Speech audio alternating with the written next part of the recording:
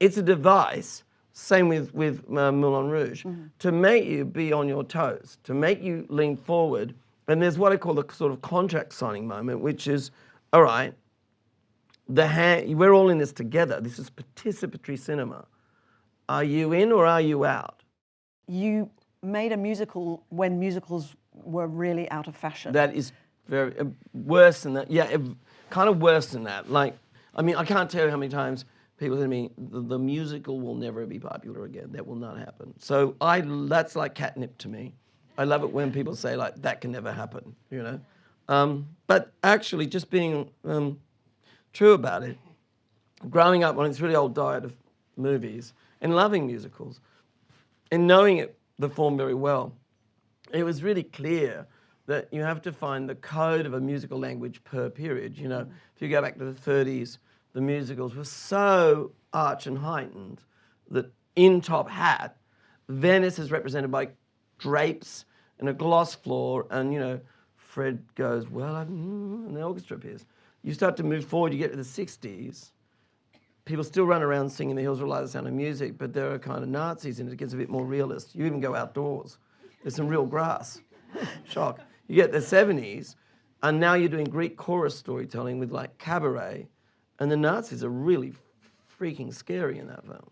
So you get you've got absolute reality cut with a sort of Greek chorus device. So you have to find your language. And so I embarked on this idea of finding the language for this time and this place. That was my mission. You want an audience to be engaged, to be active. Yes, it's the language. I mean, all the films, to a certain extent or a lesser extent, but I do draw on this. I mean, I do have my way of telling, and really, I mean, believe you me, I've been wanting to get away from it. I wish I didn't have to live the movies. I wish I didn't have to take so long. I wish I didn't have to be involved in every single aspect. But kind of like when you get to where I am in life, you sort of have to admit to yourself, the way you tell a story, like if I was telling a story, it's got quite a lot of energy, there might be a few gags, you know, and then I might flip the coin and suddenly go into something quite unexpected, emotional, or deep.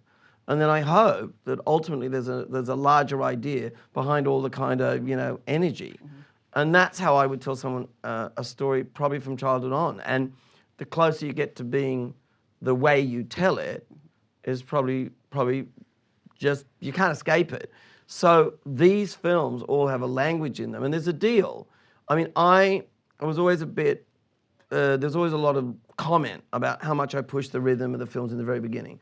That's for a very mechanical reason. It's to get, I mean, in basic naturalism, like if you're doing Strictly Ballroom, the natural version, I know because we wrote the screenplay, wide shot house in the suburbs, car comes home, you know, mum's got the groceries. Scott, are you getting ready for the competition tonight? After all, you know how important it is to win, you know? And then Scott, yeah, mum, tonight I really think I've got a chance, you know, we're getting information.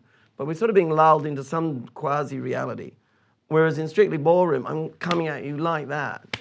And we're interviewing the characters going like, oh, you know, my son was a drug addict and I found him as a mother, you know? So it's a device, same with Moulin Rouge, to make you be on your toes, to make you lean forward. And there's what I call the sort of contract signing moment, which is, all right, we're all in this together. This is participatory cinema. Are you in or are you out? Because if you're in, the reward is suddenly, I kind of let you in. I mean, I'm saying that's what I'm aiming to do. I'm not saying I do that. So what happens to that when your films go onto a small screen? I think like it's like this. Like I make theatrical movies. They are theatrical experiences because I really believe it's an inherent human truth that no matter what we do, look, I'm as guilty as getting my iPhone out and having a quick look at something like that. You know, too lazy to even get the iPad.